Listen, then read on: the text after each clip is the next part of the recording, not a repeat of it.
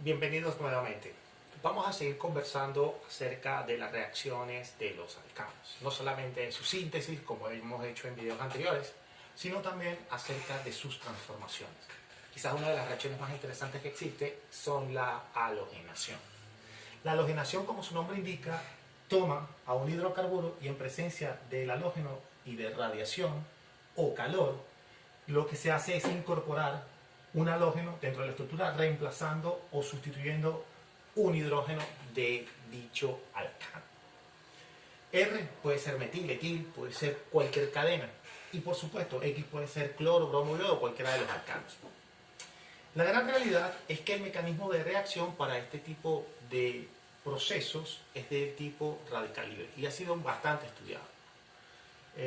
Y por supuesto, la estabilidad de los intermediarios, para este caso, es muy importante hablar, cosa que no hemos hecho en las reacciones anteriores, en donde hay radicales libres, se va haciendo importante hacerlo en este punto, es que los radicales tienen ciertas estabilidades. Sabemos que el radical per se, el radical en sí mismo, es una especie muy reactiva, dado que existe un electrón en un orbital desapareado, es decir, un orbital semilleno o semivacío, como se quiera ver.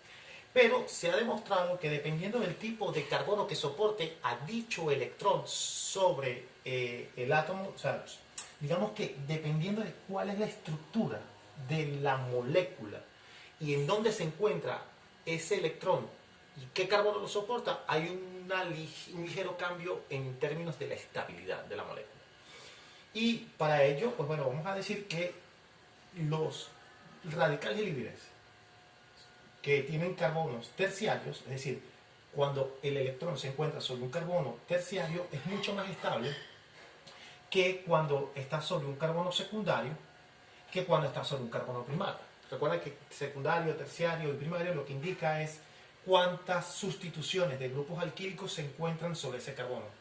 Terciario, 3 radicales alquílicos. Secundarios, 2. Primarios, 1.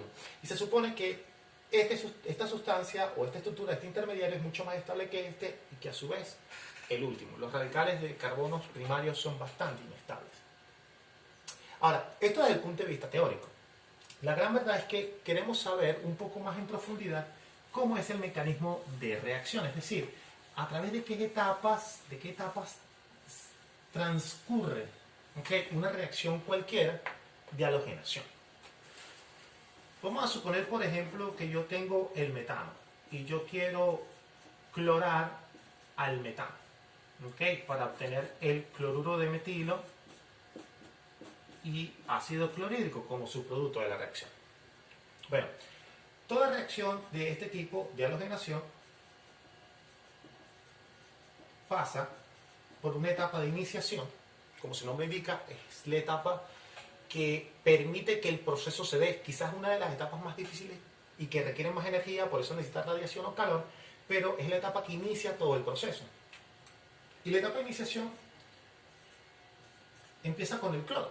Es decir, ¿qué pasa cuando al cloro se le aplica radiación? Sería una pregunta bastante válida. Bueno, aunque ustedes no lo crean, lo que ocurre es que el enlace entre los átomos de cloro se rompe el tipo homolíticamente, cada uno se queda con un electrón y se obtienen dos moléculas de cloro punto o de cloro radical. Especie muy reactiva y que da inicio a toda la secuencia de pasos que se van a venir a continuación. Después de la etapa de iniciación tenemos la etapa de propagación, que la etapa de propagación se puede ver en dos partes. A ver, la primera etapa o la primera parte es ¿qué pasa si cuando yo tengo, en este caso, al radical cloro, ¿okay?, y lo hago reaccionar con el metano? Bueno, en este caso ocurre una transferencia, es decir, desde el punto de vista mecanístico, lo que yo debería observar es algo como esto. El metano, que tiene sus 4 enlaces con hidrógenos, en presencia del radical cloro, ocurre una ruptura del tipo homolítica sobre ese enlace. ¿Y qué se va a producir? Bueno, lo que se va a producir es la reacción entre el radical cloro y el hidrógeno punto, o el radical hidrógeno. para formar de una manera muy rápida y muy violenta, ¿ok?, la molécula CH3 Cl más, en este caso, el radical metilo. ¿Ok? Vean cómo se obtuvo. El radical cloropunto se une, en este caso, perdón, se une con el hidrógeno. ¿Ok? Y ahora se obtiene una nueva especie, que es la especie metil radical. Ahora, fíjense ustedes algo. Además de esta especie que se puede generar, ahora, una vez que tengo esto, yo puedo hablar de la etapa de terminación. En la etapa de terminación, ahora, fíjense, obteniendo el radical metilo y el otro cloro radical que tenemos por acá, entonces es cuando yo propongo que el cloro que anda rondando por allí forme un enlace cada uno con el metilo y ahora se obtenga el cloruro de metilo como etapa terminal del proceso. Por supuesto, estas reacciones se generan de una manera muy rápida. Hay otras especies que se generan, pero yo me voy a quedar nada más con el mecanismo que me produce a mí la molécula objetivo, que en este caso es cloruro de metilo. Por supuesto, en la etapa de propagación se dan otras reacciones. Ahí se pueden ocurrir inclusive fenómenos de policloración, dependiendo de las condiciones. Mientras más severas son, la cloración ocurre cada vez más rápido, e inclusive yo puedo obtener, en vez de tener clorometano, yo puedo tener diclorometano, triclorometano, tetracloruro de carbono y cada vez más. ¿Por qué? Porque el radical cloro es muy reactivo y tengo que controlar muy bien las condiciones de reacción para obtener un producto versus el otro.